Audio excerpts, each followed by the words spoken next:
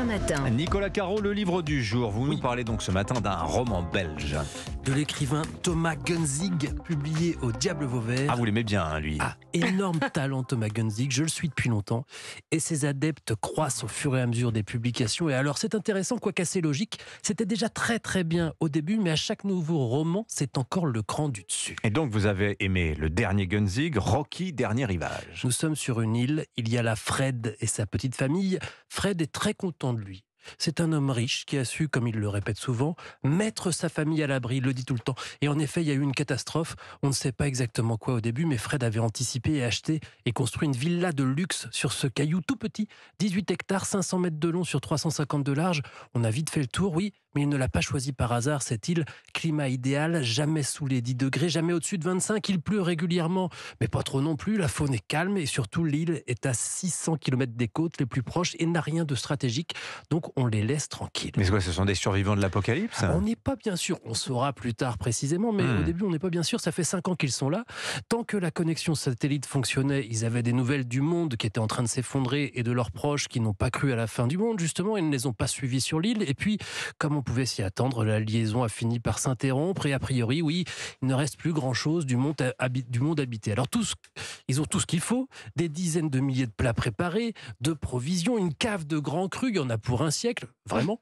Et il y a même, parce que c'est un fan de vin, Fred, donc il ne voulait pas laisser ça, il y a même un couple de gardiens qui vit juste à côté, ils sont au service de la famille. Et maintenant, il faut passer le temps en essayant de ne pas devenir complètement fou à cause de l'ennui. Et pour le tromper, cet ennui, ils ont des milliers de films, de livres numériques et de séries, toute la production culturelle mondiale stockée. Il n'y a qu'à choisir. Hélène, la femme de Fred, passe son temps à regarder beaucoup de films. Les enfants, eux, avaient une quinzaine d'années quand ils sont arrivés. Il y a Jeanne qui rêve de pouvoir revenir un jour sur le continent. Elle regarde en boucle une série de type Melrose Place et sinon elle se regarde, elle, dans le miroir de la salle de sport. Lui, Alexandre, il est complètement dévasté. Il boit de la vodka tout seul sur la plage tout le temps parce qu'il rêve à Chloé, la première et dernière fille qu'il a embrassée. Et il se demande tout le temps, toute cette famille et tout le monde, à quoi bon. Et puis il y a une question surtout, c'est qu'est-ce qui s'est passé avec les gardiens? Où sont-ils passés? On saura à la fin, avec une tension de dingue pendant tout le roman, c'est addictif, diablement intelligent. Et puis le Rocky du titre, je vous explique. Oh, mais quel suspense!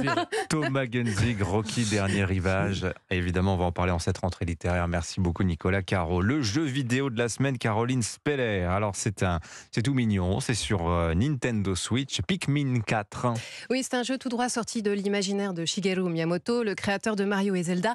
Mais dans Pikmin 4, pas de plombier sautillant ou de chevalier légendaire. Non, nous incarnons un petit astronaute envoyé en mission pour retrouver ses collègues et réparer leur vaisseau qui s'est écrasé sur une planète semblable à la Terre. Sauf que voilà, nous avons la taille d'un Lilliputien.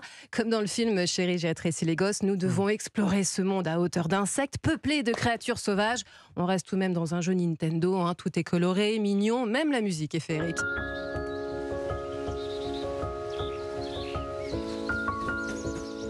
Alors apparemment, il ne faut pas se fier à l'ambiance enfantine du jeu. Oui, Dimitri, parce que Pikmin 4, c'est avant tout un jeu de stratégie. Vu notre taille, nous sommes évidemment limités dans nos actions. Et pour nous aider, il y a les Pikmin, sorte de radiants fleurs sur pattes que nous devons arracher pour former une armée à notre service aussi adorable qu'efficace.